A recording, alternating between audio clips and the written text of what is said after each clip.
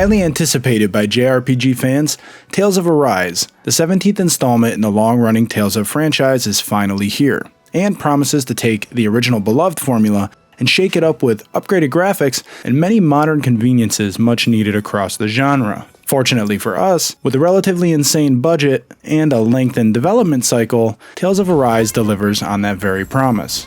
Hey guys, I'm Austin from NERDZOO, and if you're new to the channel, make sure to like, comment, and subscribe. Every bit helps support us and the channel. More on that later. For now, let's dive into the review. Astral energy! Say no more! Now, I've been with the series a long time, dating all the way back to Symphonia on the GameCube. One of the things that I loved about Symphonia was its intelligent writing, its great invigorating combat, and the ability to get its hooks in me for hours with great meaningful content and character progression. These themes have been present throughout the entire franchise, with my favorites of the series being that of Tales of Vesperia and Exilia. Unfortunately, the last two entries in the series left players desiring more. That's not to say that they're bad games, that's just to say that Bandai Namco has learned lessons, and it's clear that they are showing us everything they've learned with Tales of Arise. I couldn't be more excited to share this review with you, as honestly I haven't had this much fun with a JRPG in a long time. This game got its hooks in me early, and kept them the whole way through. The game welcomes you with a beautifully hand-drawn animated intro, one that is synonymous with the franchise, and since Tales of Arise is part of the series' 25th anniversary, of course they went all out. If you're a long-running fan like myself, you're going to be grinning from ear to ear. The thing is flashy, it's fun, and it gets you hyped for the game. To be completely honest with you, it kind of reminds me of the old days of surfing LimeWire while trying to search for any anime fight scenes backed by corny goth rock music to get me through my late high school years.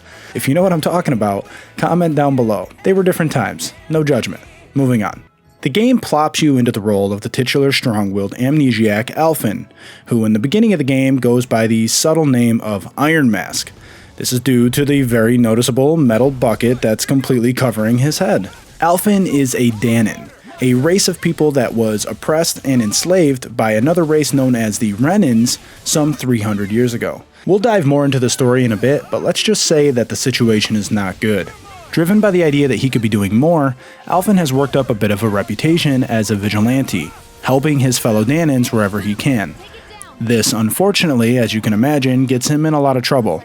After some time, this leads him face to face with the game's cold-blooded secondary protagonist, Xion. And when I say cold-blooded, I mean it. Xion is ruthless and driven entirely by her own motives.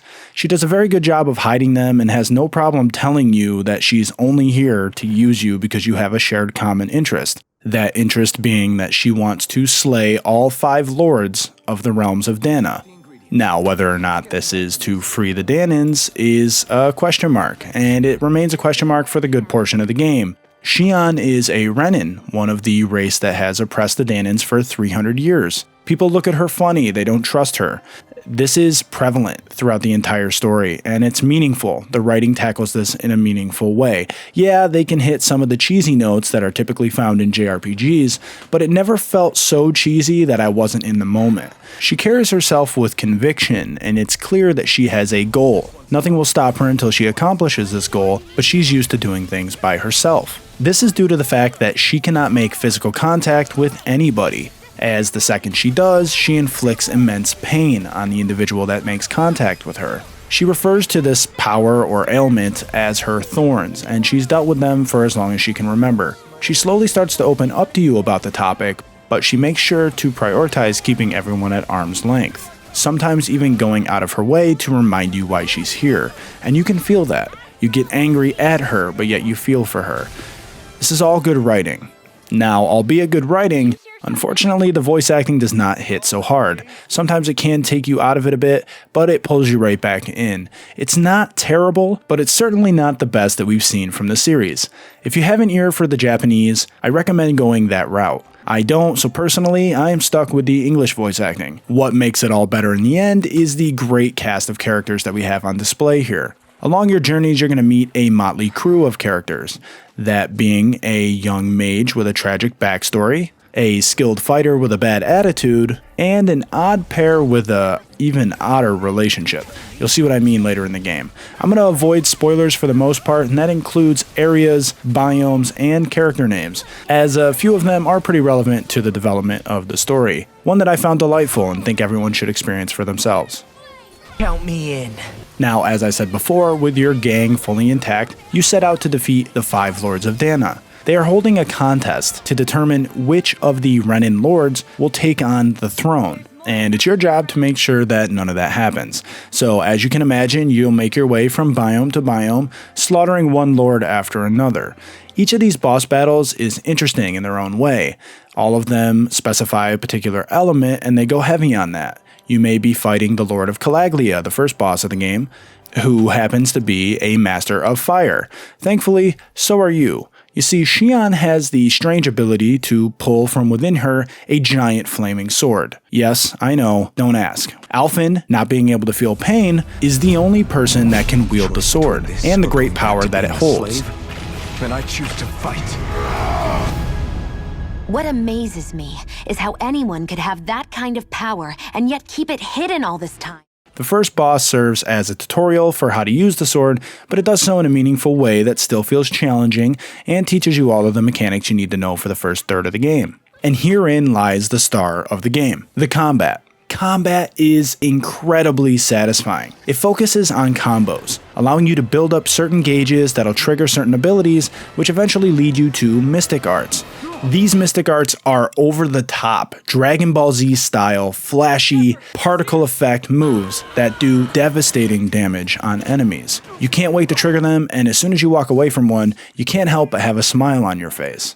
Although you primarily play as Alphen, the game does not prevent you from switching between one of your other party members on the fly. This is great as all the party members synergize in different ways. You can have one party member with a giant shield block a lot of incoming attacks, while another can break through heavy barriers. Adding all of these different abilities together and playing with them helps create this synergy that is typically not found when it comes to the Tales of series. Normally you have your healer and your caster and your damage dealers. This is a little bit different and relies on some smart thinking on the fly. That, mixed with the fluidity of combat, makes this the best the series has to offer. I could not stop battling the same mobs over and over again. That's how good it felt, to the point where by the time I made it to the first boss, I was just utterly overpowered to begin with. Now, that's not to say that the game doesn't get difficult. As a matter of fact, halfway through my experience, I noticed the game's first difficulty spike. And when that happened, the game introduced me to a combat multiplier. This was a little gauge that I could find under my minimap on the top right, which went up to 4. Now, what that meant was every time I did a battle and I chained it with another battle, if I timed it right, I could multiply my rewards, that being experience and money, or gold. This allowed me to quickly grind to the level necessary to take on the next challenge. Although there are tons of other challenges that were way out of my league in the areas, reasons for me to come back, I never felt like I was prevented from moving the story forward. Sure, there were some hurdles, but it wouldn't be fun if there weren't. But I always had a reason to go back and farm the areas. And this led me to a lot of corridors and tunnels and secret places that I could find upgrades like gear and chests and lootable items. Also raw materials to help me upgrade my weapons, spots for fishing, farming, cooking. Every once in a while I would even come across a Danon owl. These are talking owls that serve as the game's primary collectible. Once you've collected 3 or more of them, you can return them to a forest and speak to the king owl and claim one of many various cosmetic rewards, which helped keep the game fresh and fun. This allows you to put things like dog tails or cat ears or funny glasses on any of your characters at any time. There's a lot to do, and the game does a good job of guiding you towards that content without holding your hand. It felt meaningful, it felt organic, and I greatly appreciated it. On the topic of the world, specifically the maps, the game normally has an overworld. At least the series is used to having an overworld, of which you will find your towns and then you will go into a normal map or a city, explore, and then when you're done, you go back to the overworld. With Tales of Arise, that is no longer present. Now you have a semi-wide open linear map, I guess is how they're coining it, and it creates a lot of varying paths for you to take, but none of it feels like it's funneling you you down one direction. It's always a wide berth of an area, and there's always plenty to do. The map itself can be a little frustrating when it comes to the fast travel system, having locked me out at certain times, but I imagine this is necessary for the progression of the story. This ended up being a blessing in disguise, as the travel between distances was rather short to begin with, and the world was beautiful. All the biomes that you explore in Tales of Arise are stunning. The game takes a pseudo cel shaded style and adds a lot of detail. Imagine looking at a painting of anime using watercolors and now add cel shaded graphics. This is the new look. Honestly, I hope that this look persists throughout the next few installments in the series. It really is a slam dunk. I really want to see more from this art style. I can't help but think that this is the best that the series has to offer. Let me know in the comments whether or not you agree on that, but personally, there's no going back. This is the way that Tales looks now, and I am so grateful for it. I found myself getting lost in the first major city just staring at architecture for over an hour.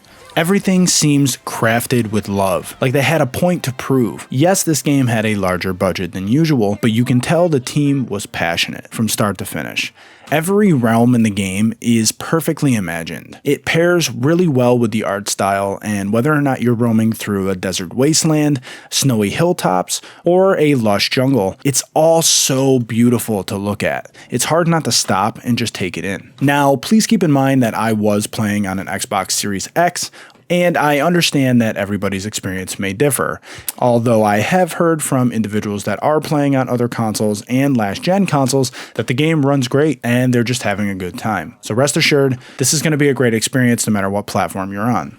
So before we moved away from the game's graphics, I did want to finally touch on something that I believe a lot of the fans are going to be happy about returning in Tales of Arise, that being the skits. Normally, the skits in the original games would have party members exchanging friendly banter in the form of 2D hand-drawn art panels, and this was fun. It kind of broke up combat and gave you something to look forward to, and I am happy to report that they are making a return in Arise. The primary difference being that they are 2.5D renditions of your 3D character models in comic book form. So you have panels that are exchanging on screen, and you still have the same quirky banter. This helps seamlessly transition you from the 3D world and the new art style into the skits, and it's not so much of a stark contrast. I for one welcome it, and I'm glad to see it here. Hopping back into the quote-unquote overworld, it's interesting the new way that this game gets you in and out of battles. Previously in Tales games, whenever you would finish a battle, you would be immediately greeted with a victory screen. This is where your characters would exchange quirky comments, and you would see all the experience and gold and grade that you would get. Well, with Tales of Arise, gone is the grade system, and with it, the victory screen. Now, whenever you finish a battle, you are greeted with a pseudo report card on the left-hand side of your screen. You still have the bantery comments, but they are passive, so as you are continuing to get towards your next goal, all of this is playing out in a matter of seconds. This creates a seamless transition between action of the combat and the open world. This really helps keep you engaged and creates an invigorating gameplay loop. I never found myself bored or long stretches where I wasn't doing anything. This enabled me to enjoy combat for what it was: fun, consistent, fast-paced action gameplay, and not just a means to an end. Normally, I would avoid combat unless it's otherwise needed to progress the story. This time around, it was just a good time. Thankfully, the enemies are varied enough that the combat remains refreshing. With each new biome that you visit or realm, you have to kind of engage in a different mindset. There are new creatures that are harboring new abilities, and you have new ways to overcome them. And with each new partner that you get, there is a bevy of new skills.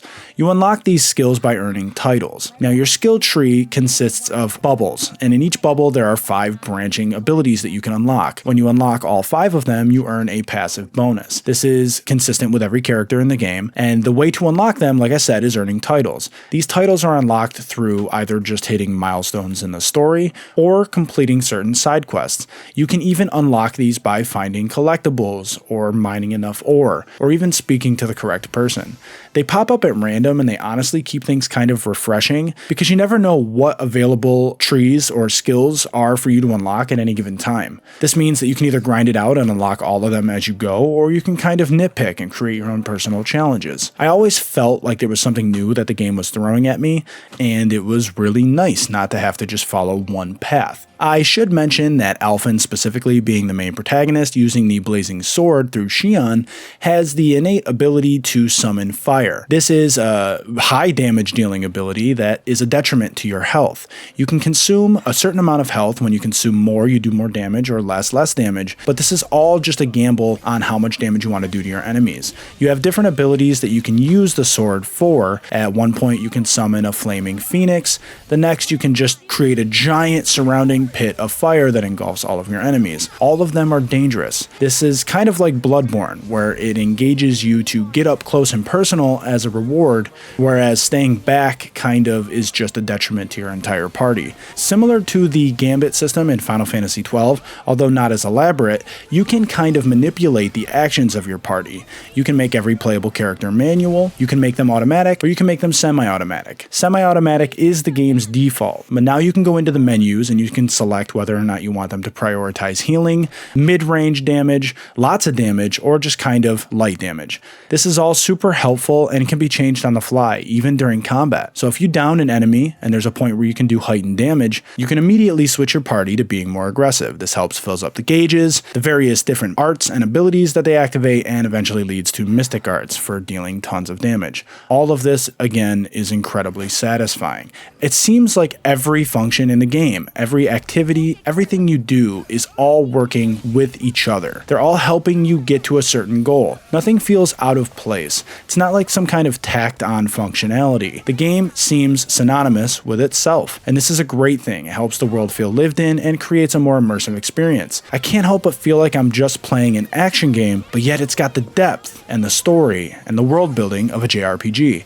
So you feel at home if you're a Tales fan, but it's also new and exciting. This is a great path for the Tales of franchise, and I can't wait to see what the future holds. Although a lot of the enemies shared a lot of the same assets, all the boss battles felt original, and they're kind of like a highlight in this game. If you're a fan of Monster Hunter and all the work that's put into making all of those monsters feel alive, you're gonna feel right at home here. These boss battles are big and offer unique challenges based on their elements if they're a lord, or giant different movesets from beast bosses. All of this is great, and it comes together wonderfully with the giant particle effects from all the moves in your combat. Speaking of moves, I can't help but grin every single time a character announces the move that they're gonna make and then performs a flashy spectacle. This really brought me back to my childhood, to the days where I would stay up late watching Toonami, reading my Shonen Jump magazines, binging on ramen noodles. It's nostalgic and it's fantastic. As far as the story goes, it never stopped keeping me guessing. Like I said early on in this review, the game got its hooks in me, and it got its hooks in me early.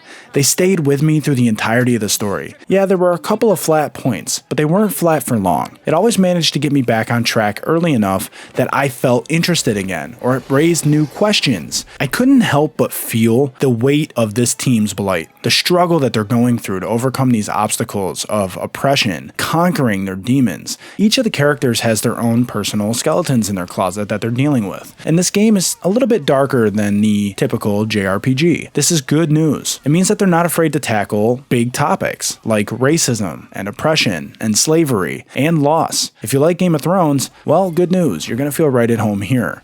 In the opening hours of the game, I really felt confused.